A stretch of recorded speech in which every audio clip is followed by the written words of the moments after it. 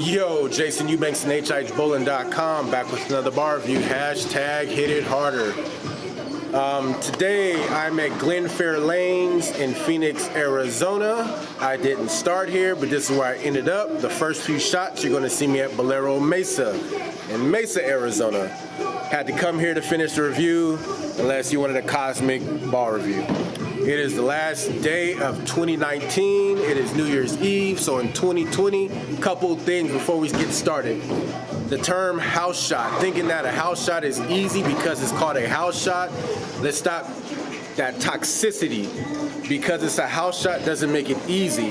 Like I said, Bowlero, I start off on a house shot. That's their Brunswick, Bowlero, Brunswick Zone AMFs across the nation house shot. Yeah, that's probably easy. So here I'm at Glenfair Lanes on their house shot, which just happens to be Big Ben. Is that your standard house shot? No, it's an independent center. Believe it or not, those still do exist. They can put out whatever they want. It's called a house shot. They can put out the US Open. It's still a house shot because that's what they use for their house. That's how that term came about. So let's get rid of that.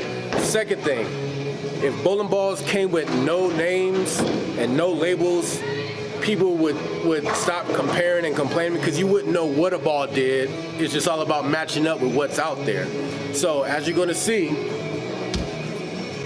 we're throwing the Swag No Graffiti. Now this ball was given to me by one of our supporters, Darius Cotton, with the help of his regional staff manager, Scott. So thank you guys for the ball. It's going to find a place in my bag somewhere. So, back to the review. On the Bowlero house shot, this thing was nuts, and I wish I could have did the whole video on that because that's what most of the people are going to run across is that there. I was not afraid of this ball not hooking. I can literally just do that, and it went sideways, boom, and it hit the corner and took off, not a problem. When I came to Glenfair, like I said, it's Big Ben, sport house shot, so you kind of got to be a little bit more, really no much miss room. So it took me a few minutes to figure out the angles to play with it. So this probably wasn't the best ball to start off with here.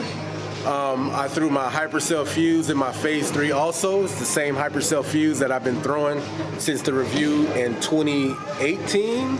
One of my favorite balls of all time, still throwing it. So for me to be able to, I wouldn't say outperform, but the Hypercell went a little bit further and was more smoother. This one picked up a whole lot earlier. So just being in the conversation of me either balling up or bowling down to it means that it's an okay rock. And the phase 3 is just in a league of its own. That's what matches up with this pattern, just so happens. So you'll see those shots. Like I said, it's by Swag Bowling. If you run across them, don't be afraid to throw it. Just the colors alone.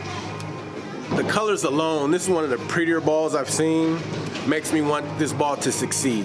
And you won't be disappointed. Like I said, I would probably either leave it like that or polish it. That way I can get it further down the lane, or just wait till there's somewhere where I can throw it, like on a house shot or something that'll push the ball further down. Because you're going to see, like in the tape, is night and day between Big Ben and the Bowlero house shot. Like I said, the Bowlero house shot was the perfect condition for it, and it could have gone ball for ball with anything that I have in my bag. Like I said, on the patterns, it's conditional, but you can see that it's still going to be able to compete. So let's just check out some footage, and let's start off 2020 right. The West Coast never fell off. Eubanks.